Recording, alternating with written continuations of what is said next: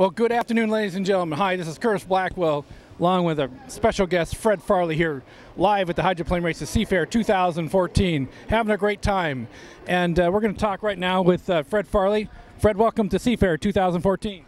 Thank you, Curtis. This is my home away from home. Every race site is a home away from home while the race is in progress.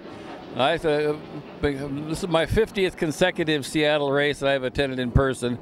That doesn't include the races I saw as a kid on TV.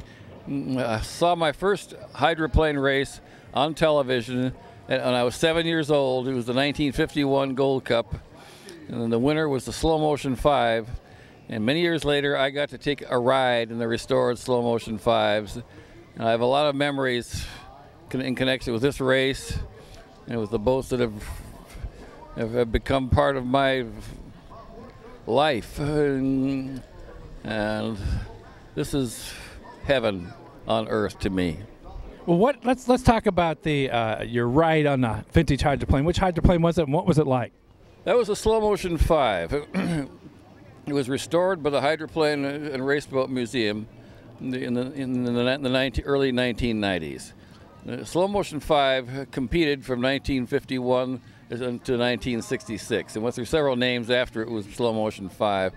But it raced as a slow-mo from 51 to 55, and it was retired after the 66 season and fell into disrepair until the museum group restored it and put it back in running order. I mean, that was the boat that got me interested. Then in 1994, I had a chance to go for a ride in this restored Slow Motion 5 with Ken Muscatel driving. And this is the boat that, back when it was racing, did a complete backward somersault on Lake Washington in 1955 with Lou Fagel driving. So I had not forgotten that little incident in this boat's history. But I remember thinking about the flip. Well, we took off from the dock, but that was quickly forced out of my conscious mind as we hurtled down this Lake Chelan there in the fall of 1994. Did about 115 miles an hour on the straightaway, but it felt like 215 in an open cockpit. And I discovered that I appreciated the straightaways more than the turns. Boats of that vintage did a lot of jumping and hobby horsing around in the corners. In fact, 2 days later, my left knee was still a little bit tender from all that jostling. But who said that a race boat had to be comfortable? And the whole point is to go fast. And Slow Motion 5 was the fastest boat of her day. And she was the first boat to average 108 miles an hour in competition for a lap on a 3-mile course.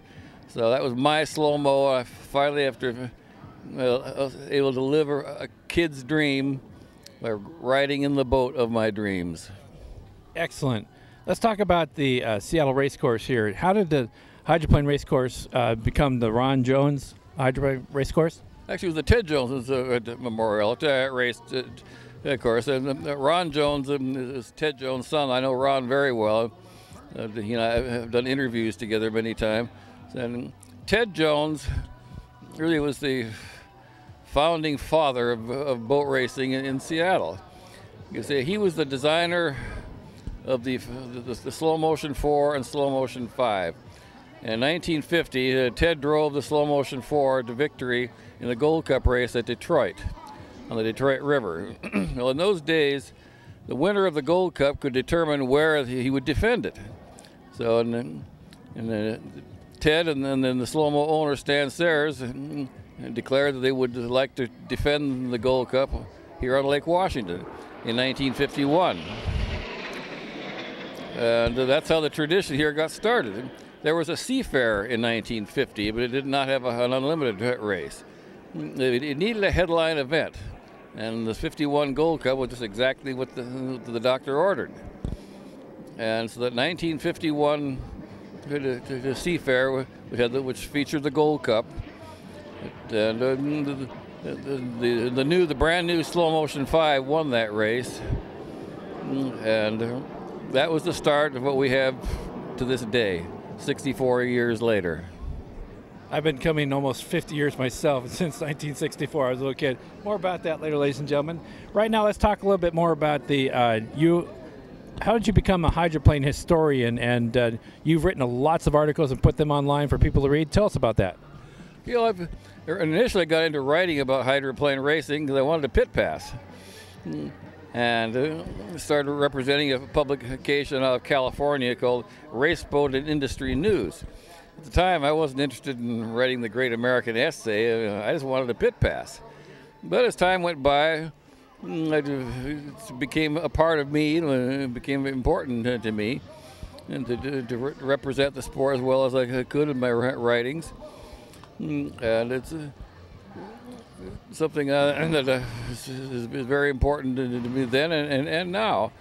I've written over 700 articles for magazines and the internet, and I've also written 5 books. Tell us about the books. Okay, of the 5 books, 2 of them are a history of the Madison Regatta. I live in the Madison, Indiana area now. I've written 2 of the 5 books are about that event. And I've also done a book on the history of the Gold Cup, A Century of Gold Cup Racing. That came out in 2004. But my personal favorite of the 5 books that I've done is Legends of Thunder, in which I profile over 100 prominent people in the history of unlimited racing. Of those 100-plus profiles that I wrote, I personally met over 80 of the individuals. So hopefully I was able to give some insight of them as people, not just what they accomplished, but what they were really like. And that's the volume I'm the most proud of. Although the book's A Century of Gold Cup Racing was a real challenge, because each write-up on each individual Gold Cup since 1904 had to be a standalone article, but there had to be a thread of continuity to string them all together. As a writer, that was very challenging. I'm quite proud of that, the way it turned out as well as it did. So I got a couple more book projects in mind, and hopefully have one out next year. Another one, book number 6, in the next year or 2. We're speaking with Fred Farley, the famous hydroplane historian here, and we're coming to you from the shores of Lake Washington live, and it's a great day for hydroplane racing and stuff. So we're going to continue on here with our interview with Fred Farley. Got just a few more minutes before he has to go back and do his what he does being a hydroplane historian. Let's talk about today's race. This morning, Heat 2A that started off. What exactly happened from your perspective? Oh, there were 5 boats went hard into that first turn together, and it's a lot of rough water roughed up by 5 boats running close together. And one of them, the brand new Spirit of Qatar, got a little out of source. It's a brand new boat. It has only been in the water just a couple of times. It was never put in the water before last week at the Tri-Cities Columbia Cup, and it's got a little out of shape, and over it went, landed upside down. But fortunately, the driver Kip Brown was not injured. He was able to release himself through the hatch underneath the boat. He was out literally within seconds, waving to his wife that he was okay. And so he may not make it back into this competition today, because there's been some minor damage, but I'm sure it'll be ready to go in a couple of weeks in San Diego. Excellent. Now, one more thing before we let you go, because I know you got to get back. Let's talk about the classic. Is it called the Blue Thunder that Chip Hanner took over driving after Bill Munsey was killed in Acapulco? I saw that out there. They made its debut on Friday just for about maybe 15-20 seconds, and the weather picked up. But yesterday he ran. Is he going to do that again today? And how did he take over that? I believe it will be not only the Atlas Van Lines, which is nicknamed the Blue Blaster, but also one of the Miss Budweiser vintage hulls, the Rolls-Royce Griffin powered Miss Budweiser, which was a national high point champion in 1980 and 81, with Dean Chenoweth driving. Yes, the Blue Blaster Atlas Van Lines, that's the boat that Bill Munsey was so very successful with between 1977 and 81. It was the boat that popularized the unlimited cab-over design. Well, the design concept had been, those in the know had recognized its value for many years, but and it was not the first to get cab over unlimited, but it was the first truly successful unlimited cab over. And prior to that, the owners was pretty much would stick with it, the tried and true, the rear cockpit, forward engine. But as my friend Ron Jones Sr. pointed out, that the cab overhaul, because of the weight placement, can get around the turns better and faster and more efficiently. And so basically, after the 1977 Atlas van Lines came out and was so successful, everybody else had to pretty much change over to cab overs to keep up with them. So it was a trend-setting boat, and it was not the first of its kind, but it was the first of its kind to gain championship results. And it was Bill Munsey driving, and unfortunately, it was also the boat that Bill was driving when he lost his life in Acapulco, Mexico, in 1981. But the Hydroplane Raceboat Museum, headed by its director, David Williams, has made a labor of love these last 3 or 4 years, putting that boat back together and inviting Chip Hanauer to do the honors out here this weekend. Chip is the driver who replaced Bill as driver for the Atlas Van Lines team starting in 1982.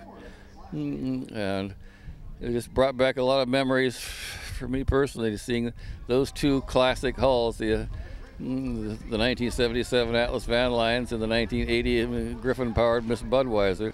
And those two boats were the state of the art for their day. It was just great to hear them out there and hear that piston power of the Atlas Van Lines used a Rolls-Royce Merlin, and the Miss Budweiser used a Rolls-Royce Griffin.